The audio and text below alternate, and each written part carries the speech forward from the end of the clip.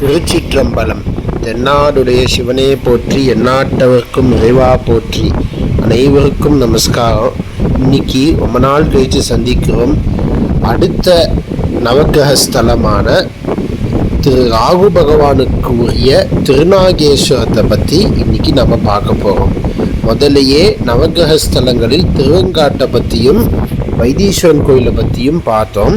இன்னைக்கு திருநாகேஸ்வரம் கும்பகோணம் தாலுகா தஞ்சாவூர் மாவட்டத்தில் அமைந்திருக்கக்கூடிய அருள்மிகு கிரிகுஜாம்பா உடனமர் ஸ்ரீ நாகநாத சுவாமி ஸ்ரீ ராகு பகவானின் ஸ்தலத்தின் ஸ்தல புராணம், ஸ்தல விசேஷம், ராகு பகவானின் விசேஷம், நாகநாத சுவாமியின் விசேஷம், அம்பிகையின் விசேஷம் எல்லாம் இந்த பதிவில் இன்னைக்கு நாம் காண்போம்.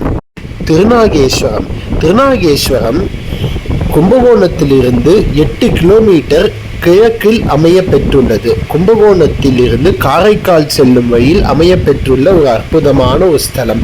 திருவிடைமருதூரிலிருந்து 5 கிலோமீட்டர் தொலைவிலும், கும்பகோணத்திலிருந்து மயிலாடுதுறை செல்லும் வழியிலும் திருநாகேஸ்வரத்திற்கான ஒரு ரயில்வே ஸ்டேஷன் அமைந்துள்ளது. அப்படிப்பட்ட இந்த ஊரில் 274 பாடல் பெற்ற ஸ்தலங்களில் ஒன்றான இந்த நாகநாத சுவாமி கோவில் மற்றும் மூவரால், அதாவது ஞானசம்பந்தர், அப்பர், சுந்தரரான மூவரால் பாடல் பெற்ற 44 ஸ்தலங்களில் ஒன்றான இந்த திருநாகேஸ்வரை பற்றி இன்னைக்கு நாம் பார்க்க போகிறோம். இந்த திருநாகேஸ்வரத்தை சுற்றி மிச்ச பாடல் பெற்ற ஸ்தலங்கள் யாவும் திருவிடைமருதூர், கும்பகோணத்தில் 3 ஸ்தலங்கள் குடமுகம், காரோணம், கீழ்கோட்டம் மற்றும் ஆடுதுறை, திருநீலக்குடி, திருவாவடுதுறை, திருக்கோழம்பம், திரியெழுந்தூர், குத்தாலம், திருமணஞ்சேரி, வேள்விக்குடி, எதிர்கோல்பாடி மற்றும் மயிலாடுதுறை இதெல்லாம் இந்த திருநாகேஸ்வரத்திற்கு பக்கத்தில் அமைய பெற்றுள்ளது. இந்த ஸ்தலத்தை பற்றி இன்னைக்கு நாம் பார்ப்போம். மூலவரின் திருநாமம் திருநாகேஸ்வரர், நாகநாத சுவாமி, செண்பகாரண்யேஸ்வரர், அம்பிகை கிரிகுஜாம்பிகை பிறை. இந்த ஸ்தலத்தின் தீர்த்தம் சூரிய தீர்த்தம். ஸ்தல விருட்சம் செண்பக மரம். அதாவது 276 தேவார பாடல் பெற்ற ஸ்தலங்களில் இது ஒன்றாகும். காவேரி தென்கரை, சோழ நாட்டின் காவேரி தென்கரை ஸ்தலத்தில் 29வது சிவஸ்தலமாக இந்த திருநாகேஸ்வரம் அமைய பெற்றுள்ளது. இந்த திருநாகேஸ்வரத்தில் மூலவர் பெருமான் சுயம்பு மூர்த்தியாக விளங்குகிறார். இது ராகு பகவானுக்கான தோஷ பரிகார ஸ்தலமாக விளங்குகிறது. தமிழ்நாடு அரசு இந்து சமய அறநிலைத்துறை கட்டுப்பாட்டில் இந்த கோயிலும் உள்ளன. இந்த ஊர் திருநாகேஸ்வரம் என்கின்ற இந்த ஊருக்கு புராதனமான பெயரானது செண்பகவனம் மற்றும் கிரிகன்னிகாவனம். ஏனென்றால் ஒரு காலத்தில் இந்த இடத்தில் செண்பக மரமாக நிறைந்திருந்ததாக ஸ்தல புராணம் கூறுகிறது. ஒரு காலத்தில் பிரிங்கி என்கின்ற முனிவர் வாழ்ந்து வந்தார். பிரிங்கி முனிவரின் சிவபக்திக்கு அளவே இல்லை. அந்த முனிவன் தினமும் கைலாசத்தில் சுவாமியை மட்டும் வணங்கி, சுவாமியை மட்டும் பிரதட்சிணம் செய்து, சுவாமியை மட்டும் வழிபட்டு சென்றதாக ஒரு வழிமுறையில் இருந்து வந்தார். அப்பொழுது அம்பிகையானவள் தனக்கு கோபம் வர சுவாமியிடம் முறையிட, சுவாமியும் கண்டு கொள்ளாமல் இருக்க இதே செயல் தொடர்ந்து நடந்து வந்ததால் அம்பிகையானவள் அந்த முனிவனுக்கு சாபமிடுகிறாள்.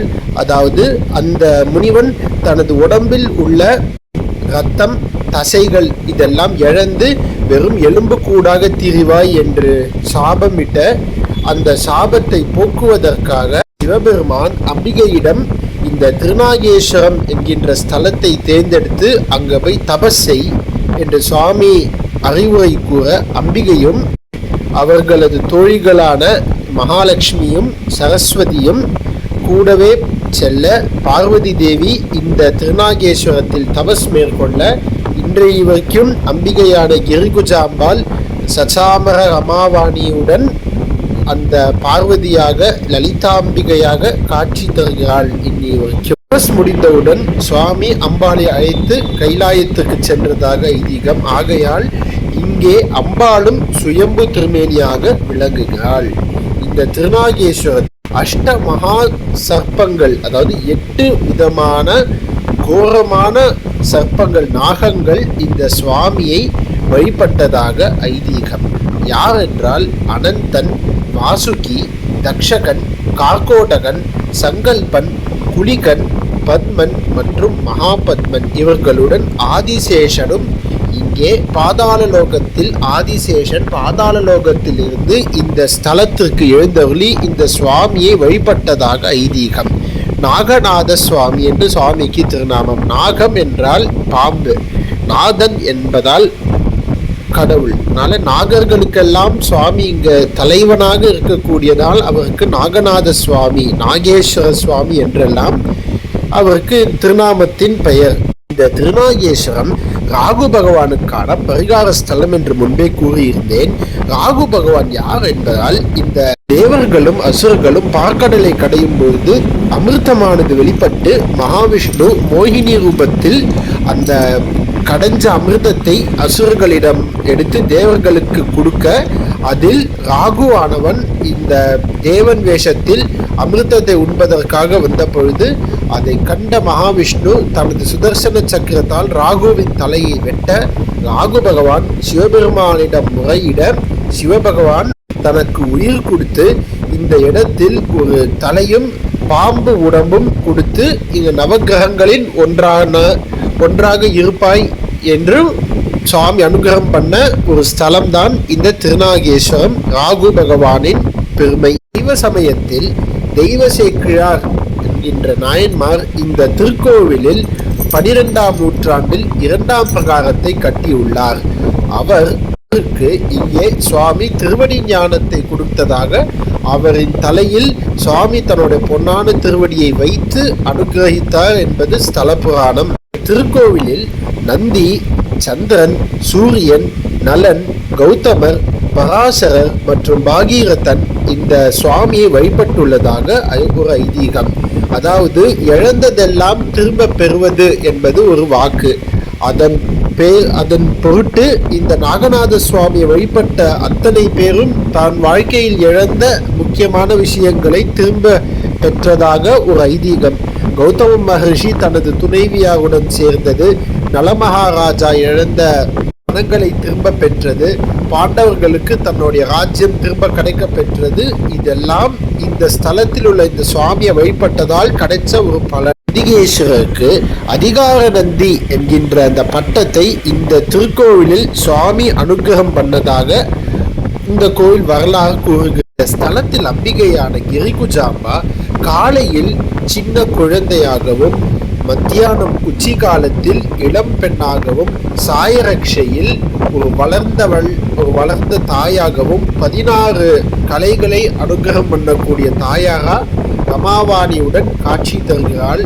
இந்த ஸ்தலத்தில் மற்ற சன்னதிகள் சுவாமியும் அம்பாளும் 2 பேரும் கிழக்கு திசையை நோக்கியபடியே காட்சி தருகிறார்கள்.